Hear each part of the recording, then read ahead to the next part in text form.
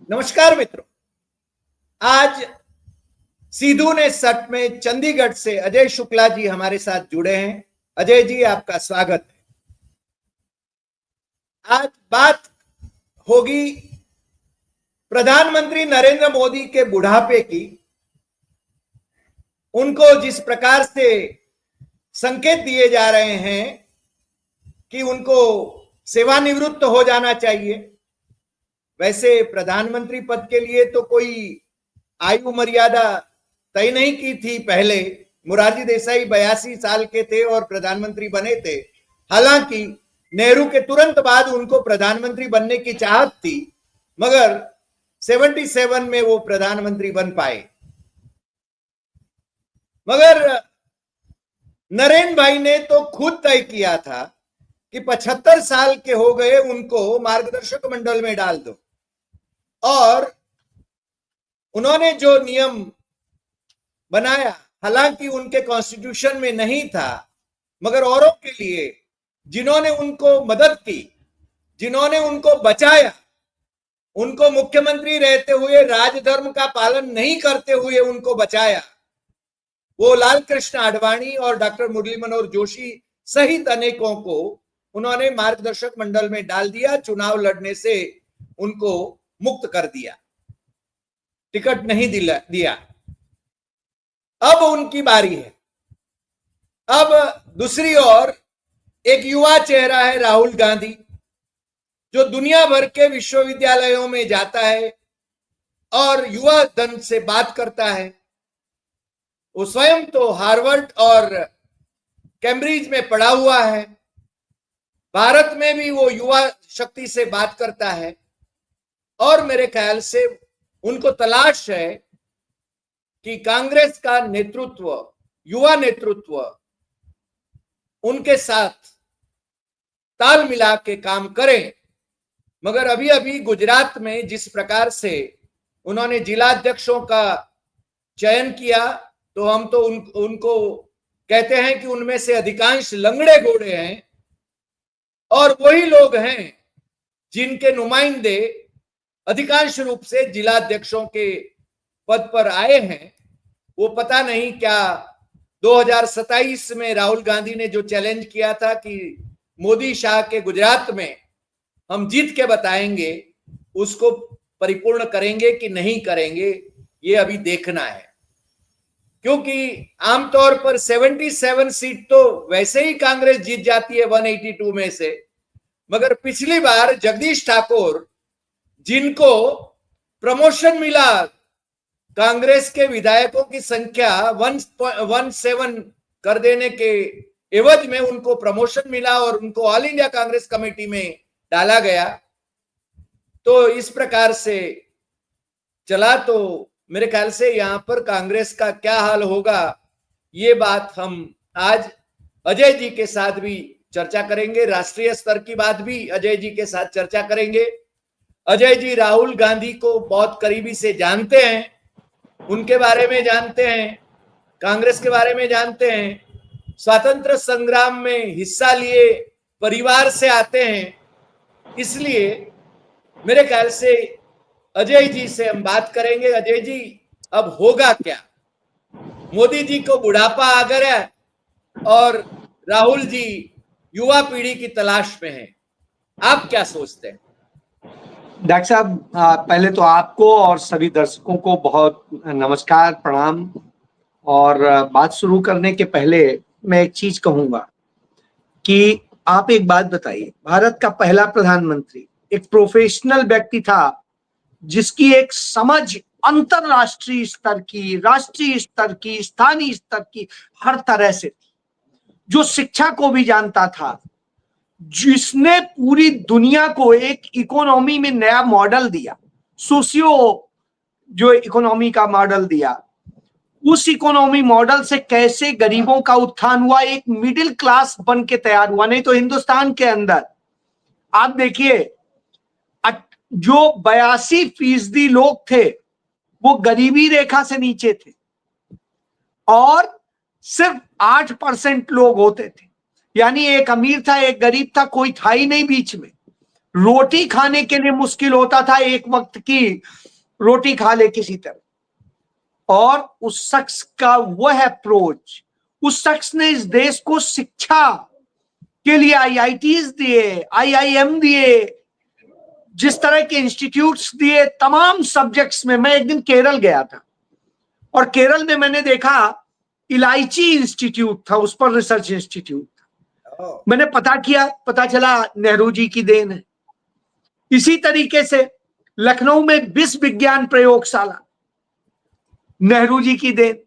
इसी तरीके से ड्रग्स रिसर्च इंस्टीट्यूट है, central drug research institute, Nehru ji की देन। मतलब मैं जहां पे जाइए, हाँ कानपुर में गया, लेदर इंस्टीट्यूट, और लेदर के अलावा शुगर इंस्टीट्यूट, मतलब हर सब्जेक्ट पर, दलहन और इस पर रिसर्च का इंस्टीट्यूट, ये 3 कानपुर में ही मैंने देखे, आईआईटी के अतिरिक्त, एचबीटीआई के अतिरिक्त।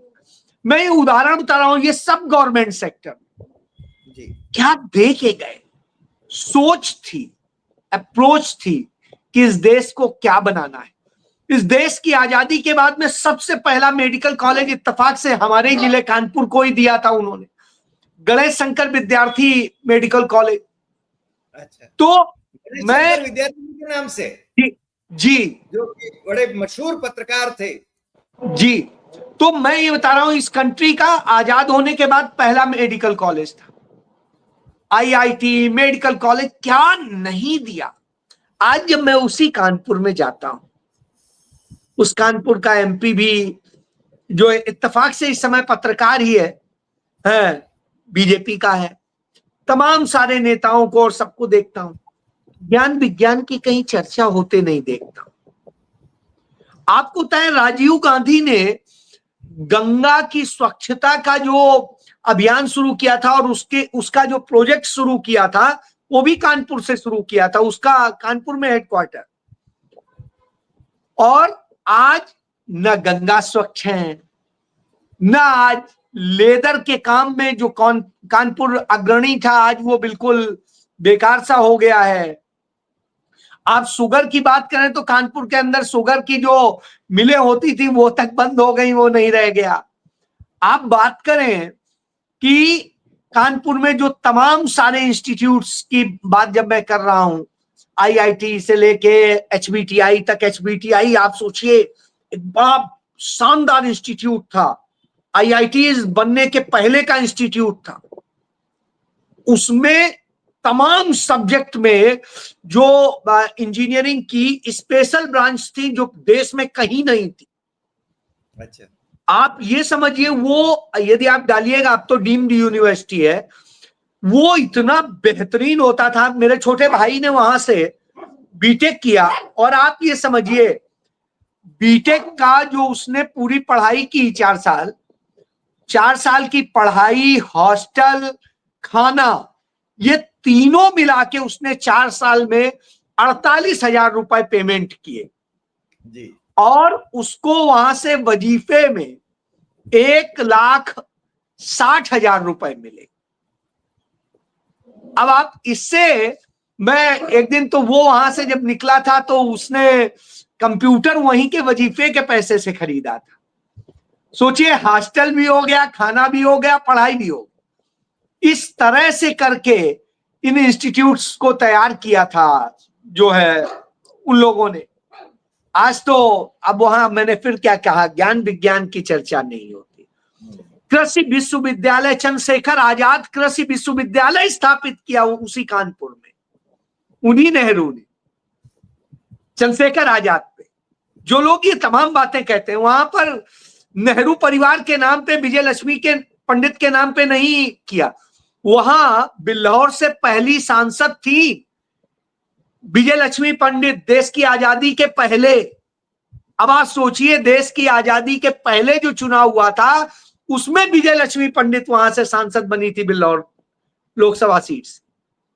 तो ये उदाहरण इसलिए दे रहा हूं कि आज यह तो फिर सोचा जाना चाहिए कि यह वह जगह है, और ये धार्मिक दृष्टिकोण से देखें तो भगवान ब्रह्मा का आश्रम ब्रह्मावर्त जगह कहलाती, जिसे बिठूर कहते हैं, जहां से देश का पहला स्वतंत्रता संग्राम का आंदोलन शुरू हुआ। मेरी अपनी धरती है, मैं इसलिए कह रहा हूं।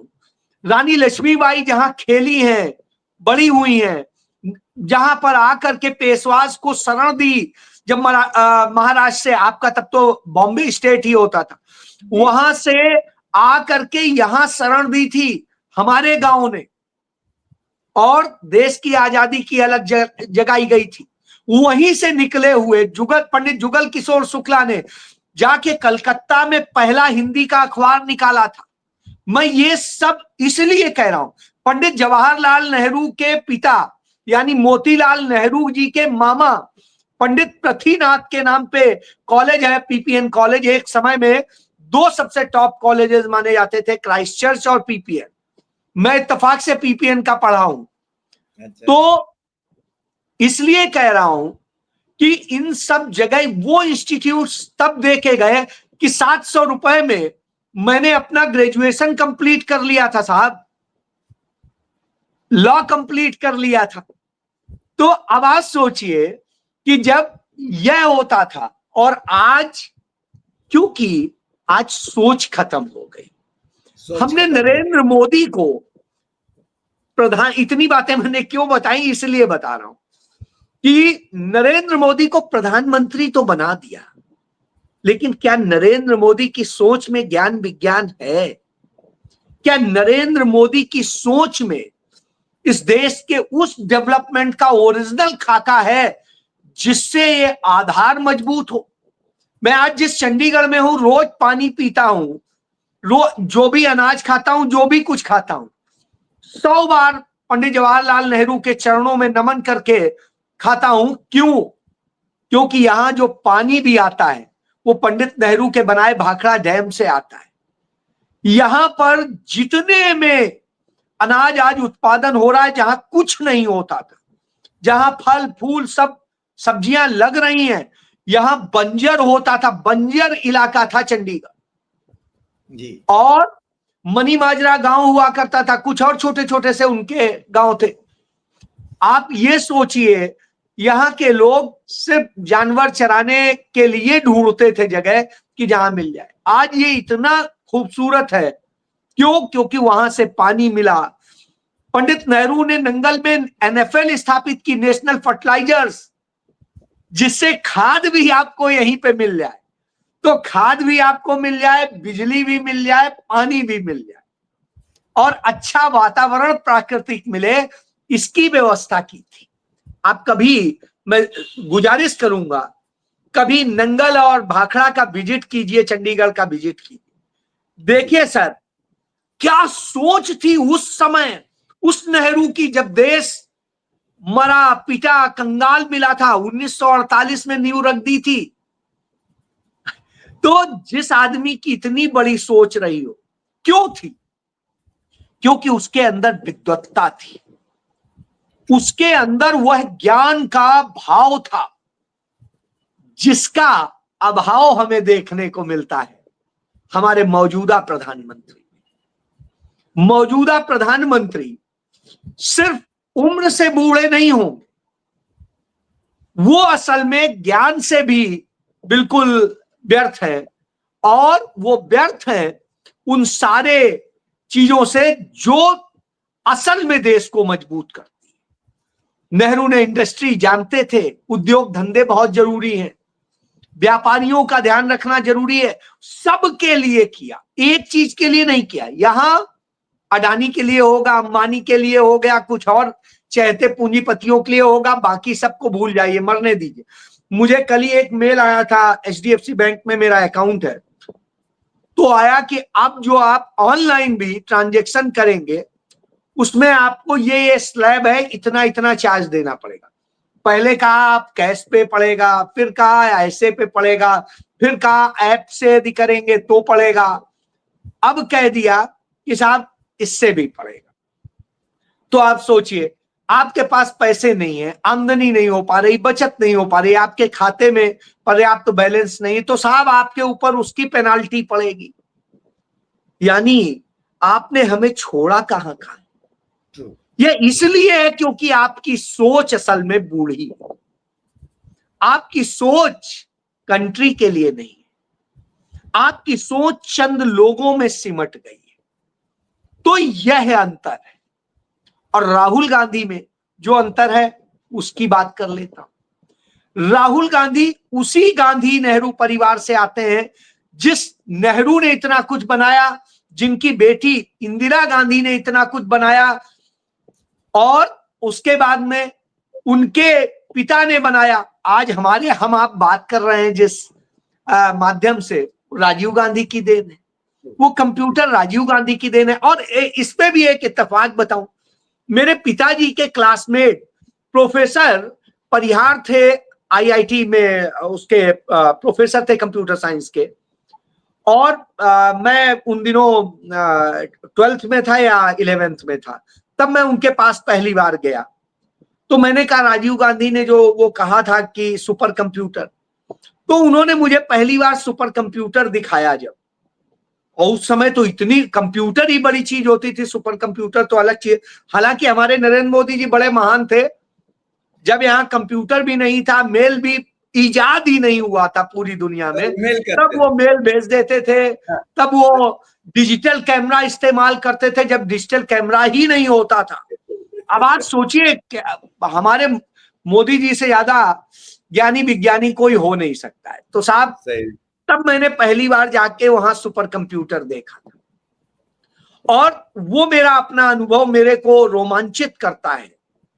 और आज हम जब आप बात करते तो लगता है कितना सुलभ कर दिया उन्होंने। सही बात।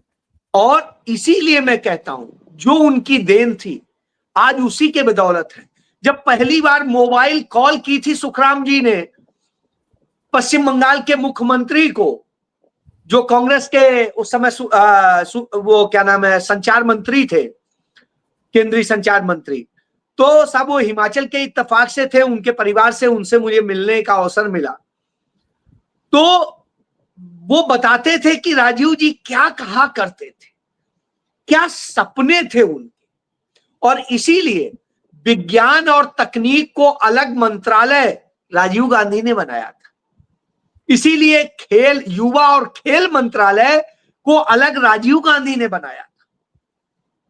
और चंडीगढ़ में जहां मैं रह रहा हूं, इससे थोड़ी दूरी पे ही जो है राजीव गांधी का शुरू किया हुआ, पूरे जो हमारे दक्षिण एशिया के कंट्रीज है, सार्क कंट्रीज, उनके यूथ के लिए ट्रेनिंग प्रोग्राम और शिक्षा के और प्रोग्राम का फ्री ऑफ कॉस्ट दिया जाता है, वो शुरू करके गए थे। अब मौजूदा सरकार ने उसकी भी फंडिंग रोकना शुरू कर दिया।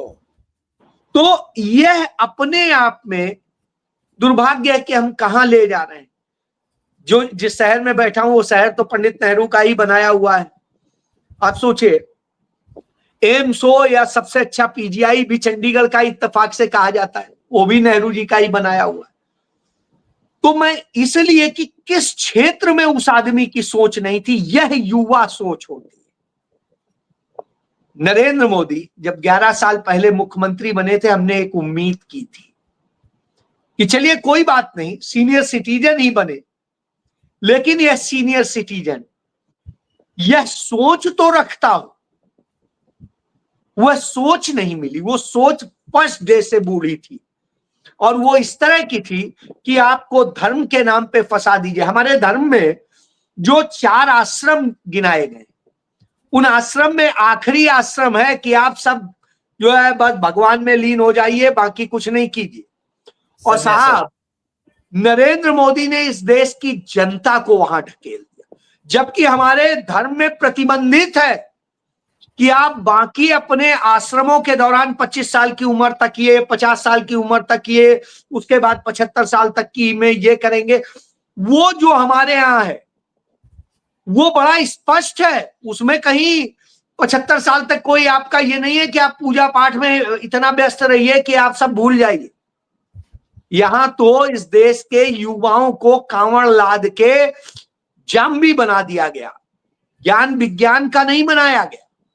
बच्चा कहता है कि यदि मुझे कांवड़ उठाने की छूट नहीं देंगे तो मैं स्कूल छोड़ दूंगा। यानी उसके लिए स्कूल महत्वपूर्ण नहीं है, कांवड़ महत्वपूर्ण है। तो अब आप सोचिए, यह अंतर है, यह बुढ़ापा है। और राहुल गांधी क्या सिखाते हैं? आप प्रोफेशनल बनिए, आप वह शिक्षा लीजिए जो ज्ञान विज्ञान से युक्त हो। आप साइंस की बात कीजिए, आप टेक्नोलॉजी की बात कीजिए, आप दूसरी और चीजों की बात कीजिए। मैं राहुल गांधी का एक सामंजस्य देखता हूं जो नेहरू जी से पाता हूं। नेहरू जी ने जो सोशियो इकोनॉमी शुरू करी, जो सोशियो कैपिटलिस्ट इकोनॉमी कि उसमें पूंजीपति भी होंगे और उसमें समाज का वह वर्ग भी होगा जिसके आंखों में आंसू है, इनको कमाने का पूरा अवसर देंगे, ये कमाएंगे, इनसे हम ज्यादा टैक्स लेंगे और वो टैक्स का पैसा इन पर खर्च करेंगे जिससे ये भी ऊपर उठे। जी, आप देखिए राहुल जी की सोच का मैं अंतर बता दूं। राहुल जी की सोच यही है, वो जातिगत जनगणना की बात करते हैं। जब वो जातिगत जनगणना की बात करते हैं तो कहते हैं उस वर्ग को जो 90% इस देश की जनता दबी कुचली है, जिससे सबसे ज्यादा टैक्स लिया जाता है, और जो 10% असल में सारी अय्याशी करते हैं लेकिन टैक्स नहीं देते, टैक्स मार जाते हैं। तो अब आप सोचिए कि जो टैक्स मार जाते हैं उनकी अपेक्षा वो देते हैं, तो उनका ये मानना है कि ये 10% जो कर रहे हैं उससे नहीं चलेगा, इनको हमें उठा के ऊपर लेके आना है। ये भी ऊपर आए, ये भी अपना काम अच्छे से करें। वो कारोबार के खिलाफ नहीं है, कारोबार में एकाधिकार के खिलाफ। राइट। तो यह राहुल गांधी की सोच है कि उससे उन्हें करें, और उन्हें क्या करें? उन्हें शिक्षा में अच्छा अवसर दें, उन्हें नौकरियों में अच्छा अवसर दें, उन्हें समानता की स्थिति में लाने में अवसर दें, और ये करें। यह सोच है। अब आता हूं इस सोच को वो कैसे पूरा करेंगे, इसका उदाहरण दे रहा हूं। आपको याद होगा कि राहुल गांधी ने अब से करीब 4 महीने पहले, 5 महीने पहले अपने घर पे ड्रोन उड़ा करके और बताया था कि कैसे चाइना यह टेक्नोलॉजी जिस तरह से डेवलप कर रहा है, आने वाले जो युद्ध होंगे उनमें सबसे बड़ा हथियार यही ड्रोन होगा। राइट। और हमने भारत पाकिस्तान के कन्फ्लिक्ट में हो, या यूक्रेन और रसिया के कन्फ्लिक्ट में हो, या इजराइल और ईरान के कन्फ्लिक्ट में हो, हमने देख लिया उन दो जगह तो युद्ध चल रहा है, हमारे यहां तो युद्ध की स्थिति नहीं आई। तो आप ये सोचिए कि वहां ड्रोन कैसे इस्तेमाल हुआ, सबने देख लिया, और कितना सक्सेसफुल रहा ये भी सबने देख लिया। अब राहुल गांधी की इसी अप्रोच को आप सोचिए, जो राहुल गांधी ने बात कही वो 100% सही साबित। तो राहुल गांधी क्या कहते हैं? इससे डेवलप टेक्नोलॉजी के इस स्तर पर आई। उन्होंने संसद में भी बताया, चाइना की जब इस बात के लिए प्रशंसा की कि वो कैसे मैन्युफैक्चरिंग और टेक्नोलॉजी का बेहतरीन इस्तेमाल करके अपने नागरिकों को अच्छा रोजगार भी दे रहा, रोजगार खत्म नहीं कर रहा है। आपको याद होगा राजीव गांधी जब कंप्यूटर ला रहे थे तो इन्हीं भाजपाइयों ने खबर उड़ाया था कि अरे सब हाथ कट जाएंगे, सब बेरोजगार हो जाएंगे, ये हो जाएगा, जबकि सबसे ज्यादा आज रोजगार आईटी इंडस्ट्री देती है दुनिया भर में। तो यस, राहुल गांधी की वही अप्रोच, राहुल गांधी ने उसको बताया कि कैसे कैसे क्या करेंगे तो आप किस तरह से हो। और इसके लिए जो राहुल गांधी के ही नेतृत्व में शशि थरूर को भारत लाया गया, उन्हें सांसद बनाया गया और सब कुछ दिया गया राहुल गांधी के ही उस, और उन्हें प्रोफेशनल कांग्रेस के तौर पे काम करने का कहा गया। हालांकि उन्होंने कुछ उस पर बेहतर काम नहीं किया जो होना चाहिए था। बहरहाल उसके बाद प्रवीण चक्रवर्ती को राहुल गांधी ने हेड बनाया। प्रवीण चक्रवर्ती ने बनने के बाद में उस पर काम शुरू किया धीरे धीरे। आपको बताएं कि कांग्रेस पार्टी ने उसी प्रोफेशनल कांग्रेस में, ये जो मैं यूथ सोच बता रहा हूं, युवा सोच, उसमें उन्होंने 50 लोगों की डॉक्टर मनमोहन सिंह के नाम पे फेलोशिप शुरू की गई कि आप उस पे काम कीजिए, फेलोशिप लीजिए, हमसे लीजिए और इस पे काम कीजिए, बेहतर बनाइए। इसके अलावा देश के सभी राज्यों के प्रदेश अध्यक्षों को कहा गया कि आप अपने यहां कम से कम 50-50 प्रोफेशनल्स, ऐसे प्रोफेशनल जिन्हें भविष्य का लीडर बनाया जा सके, के लिए जोड़िए और करिए। क्योंकि देश की आजादी के यदि आंदोलन को देखिएगा तो देश की आजादी का आंदोलन असल में हर जगह जो लीड किया वो प्रोफेशनल्स ने लीड किया, चाहे पंडित नेहरू हो, चाहे मदन मोहन मालवीय हो, चाहे लाला लाजपत राय हो, चाहे आप जिसका भी नाम ले लें, गांधी जी हो, सरदार पटेल हो, तो ये सारे लोग जितने भी थे सब प्रोफेशनल आते थे, उनके साथ में जनता जुड़ती थी, लेकिन लीडर्स यही थे। और इन्होंने जो दिशा दी उससे हमने एक सकारात्मक भारत बनाया। डॉक्टर अंबेडकर प्रोफेशनल बनके आज हमको संविधान दे सके। इसी तरीके से तमाम सारे लोगों ने जो काम किया वह अपने आप में यूनिक था। अब क्या हो रहा है, इसी को युवा सोच कहते। नरेंद्र मोदी ने क्या किया, नहीं हम बनाएंगे क्या, लिंचर्स बनाएंगे। उनके लिए उन्होंने कहा कि साहब इनको ये तैयार करो, यहां भगवा टीम तैयार करो, यहां नमो टीम तैयार करो, यहां ये तैयार करो, वहां ये तैयार करो। उसका कोई क्रिएटिविटी नहीं है, रचनात्मकता नहीं, वह इस देश को योगदान नहीं दे रहा है, इस देश को बढ़ने नहीं दे रहा, बल्कि वो लिंचर्स तैयार कर रहा है। वो यह तैयार कर रहा है, पन्ना प्रमुख तैयार कर रहे हैं जो यह तैयारी करे कैसे चुनाव को, वोट को, सबको चोरी किया जा सके। वो इनके काम कर रहे हैं। तो दोनों का अंतर है, वो उस टेक्नोलॉजी को खत्म करके टेक्नोलॉजी के साथ छेड़छाड़ करने का काम कर रहे हैं, जिसे हैकर कहते हैं। तो इन्होंने वो काम शुरू किए। तो दोनों का जो अंतर है, इसीलिए शायद मेरा मानना है ऐसे लोगों को जितनी जल्दी रिटायर हो जाए। लेकिन यदि आपके अंदर सोच है तो हरि भाई आप आज उन लड़कों से ज्यादा युवा हैं जो लड़के उम्र में शायद छोटे होंगे, लेकिन सोच में वो उसी जगह कुंद है। तो ऐसी स्थिति में जरूरत है सोच से युवा हो, और राहुल गांधी में वह सोच का युवापन दिखाई देता है, वो जज्बा दिखाई देता है, वो लड़ने का मादा दिखाई देता है। तो अब आप सोचिए, कल लखनऊ की कोर्ट में देखने को मिला कि उनके लिए किस तरह से पूरे लखनऊ की कचहरी, वकील सब उनके साथ एक सेल्फी के लिए परेशान हो गए, और यहां तक कि कोर्ट तक में वकीलों ने कोर्ट रूम के अंदर भी नहीं बख्शा कि यहां साहब सेल्फी ना हो, लोग डायस तक चढ़ गए। तो अब आप सोचिए, जज की कुर्सी तक बैठ गए जाके। तो यह है, नहीं मेरे ख्याल से आने वाले दिनों में राहुल गांधी एक जननायक के नाते उभर रहे हैं, ये तो बहुत स्पष्ट है। जिस प्रकार से उनकी वो कन्याकुमारी से कश्मीर की यात्रा चली, पदयात्रा, उसके बाद में उनकी जो इमेज को इन्होंने जो खराब करके रखा था वो लोगों की समझ में आया और लोगों के साथ उनका संवाद चला। तो मेरे ख्याल से वो एक अलग ही व्यक्तित्व है, ऐसा लोगों के सामने आ रहा है।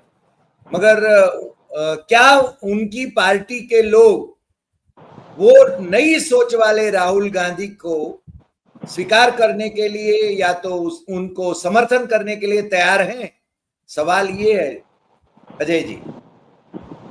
मैं इस पे कहूं तो मैं इस पे आपको एक जो है 15 जुलाई 2018 की का एक अपना जो मैंने बतौर प्रधान संपादक एक लेख लिखा था, संपादकीय, ये आप देखेंगे, आप इसमें आप देखिए, ये राहुल गांधी ने जो बात समझाई थी उस आधार पर हमने लिखा था। 2018 की बात है, 15 जुलाई जी, कि सिर्फ शेयर बाजार ही जो है वो समृद्ध अर्थव्यवस्था का संकेत नहीं है।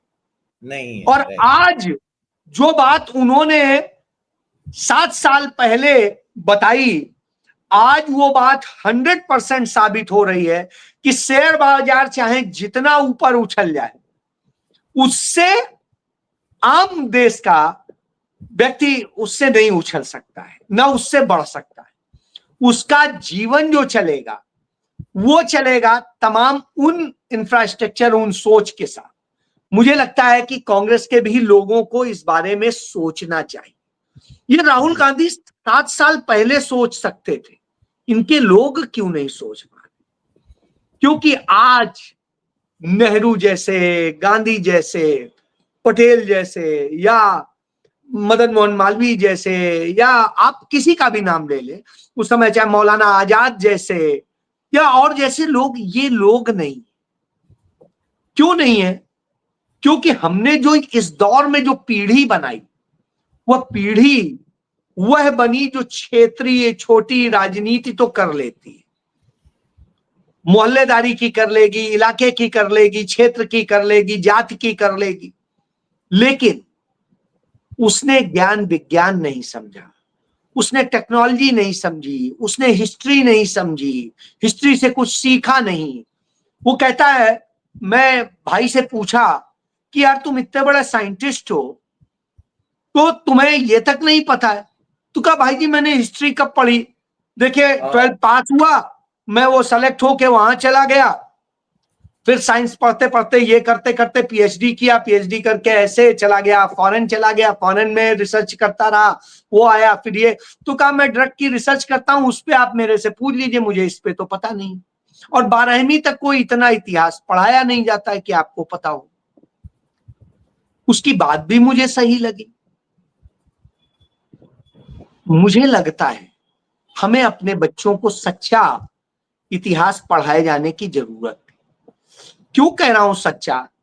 क्योंकि झूठा इतिहास लिख के डॉक्टर मीनाक्षी जैन राज्यसभा पहुंच जाती, झूठा इतिहास, मैं फिर कोट कर रहा हूं। मेरे ख्याल से गिरिलाल की बेटी है ना वो? जी जी जी बिल्कुल, गिरिलाल की बेटी है। हाँ जी जी, जो टाइम्स ऑफ इंडिया के एडिटर थे। हाँ। उसके बाद में जो उज्जवल निकम, आप देखिए झूठ बोल करके ऐसा पुरानी सरकार को बदनाम करते हैं, खुद स्वीकार भी कर लेते हैं कि उन्होंने झूठ बोला, बिरयानी वाला। जी जी, और उसके बाद वो बना दिए जाते हैं। इसी तरीके से चाहे मास्टर सदानंद हो या आप बात कर लीजिए हर्षवर्धन, तो मैं ये उदाहरण दे रहा हूं कि इस देश में असल में इनाम ऐसे लोगों को मिलने लगा, उन लोगों को वो नहीं होता है। आप देखिए जो प्रोफेशनल अच्छे लोग जिनको लाया जाता है, वो उनकी भी समस्याएं, वो भी उस ढंग से काम नहीं करते जिस ढंग से सक्रियता के साथ काम करना चाहिए। तो समस्या दोनों तरफ है।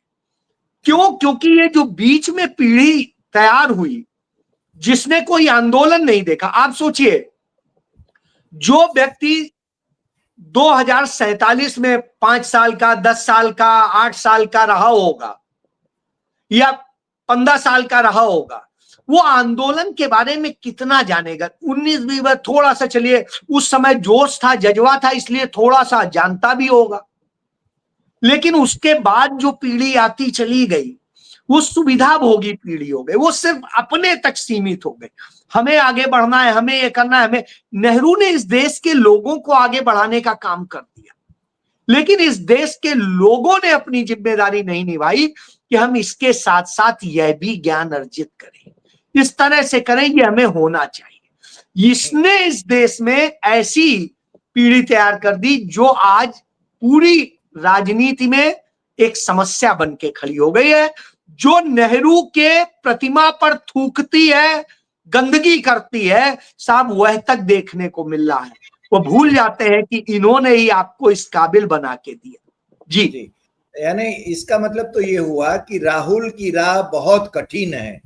आने वाले दिनों में काफी कुछ, यानी लोक मानस को बदलना होगा, युवा मानस को बदलना होगा, और डायरेक्टली उनको ज्यादा से ज्यादा एड्रेस करना होगा। एड्रेस इन द सेंस कि उनको उन तक बात पहुंचाना होगा, और उसमें उनके साथियों का, उनकी भूमिका भी बहुत महत्वपूर्ण रहेगी।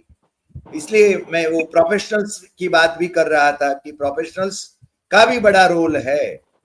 इसलिए हम जो शुरू में जो बात कर रहे थे कि राहुल के साथ में जैसे मोदी ने तो अपनी एक सेना बना ली है झूठ फैलाने वाली, या तो 2 रुपए या 5 रुपए में वो ट्वीट करने वाली, यानी मगर यहाँ पर सही बातें यदि लोगों को बताना है, व्हाट्सएप यूनिवर्सिटी से प्रेरित न होने के लिए कहना है, तो मेरे ख्याल से वो रास्ता काफी कठिन है मगर असंभव नहीं है, ऐसा तो जरूर हम मान सकते हैं। ठीक है ना? जी बिल्कुल। जी। देखिए, तो मैं सर इसीलिए आपकी बात से कि इस देश को उस यंग सोच के लीडर की जरूरत है, असल उस सोच की जरूरत है जो सभी ज्ञान विज्ञान तकनीक दुनिया वैश्विक दुनिया कूटनीति सब कुछ समझता हो। ऐसे लीडर की जरूरत है। हमने पंडित जवाहरलाल नेहरू हो, लाल बहादुर शास्त्री हो, श्रीमती इंदिरा गांधी हो, राजीव गांधी हो, मोरारजी देसाई हो, और मतलब आप देखिए उसके बाद चाहे नरसिम्हा राव रहे हो, चाहे आप देख लिए डॉक्टर मनमोहन सिंह रहे हो, आप ये सब प्रोफेशनल सोच के लोग जी, और उन्होंने इस देश को बढ़ा दिया, उस जगह तक ले आए। ज्ञान विज्ञान से जुड़े हुए लोग, और जहां इससे इतर सिर्फ और सिर्फ सत्ता के लिए। देखिए, मैं बहुत अच्छा नहीं मानता हूं जनता पार्टी की सरकार को, जनता दल की सरकार, लेकिन मैं इतना जरूर कहता हूं, उन्होंने वह गुनाह नहीं किया था जो गुनाह आज ज्ञान विज्ञान और इतिहास और सबको भूगोल को तोड़ मरोड़ के किया जा रहा है।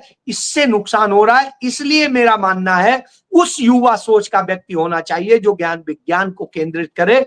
इसलिए यह बात जी। और जिस प्रकार से हमारा संविधान कहता है कि हमें साइंटिफिक टेम्परामेंट डेवलप करना चाहिए, उसी दिशा में हमें आगे बढ़ना चाहिए। आज आपने बहुत अच्छे ढंग से पंडित नेहरू से लेकर वर्तमान तक की बातें जो बताई, आशा करते हैं कि हमारे दर्शकों को ये भाई होगी और वो भी इस प्रकार से सोचेंगे और आने वाले दिनों में उसको ज्यादा से ज्यादा लोगों तक पहुंचाएंगे, ऐसी हम अपेक्षा करते हैं। आज इतना ही। आप हमारे साथ जुड़े इसके लिए हम आपके बहुत बहुत आभारी हैं और फिर मुलाकात होगी कोई नए विषय के साथ। नमस्कार।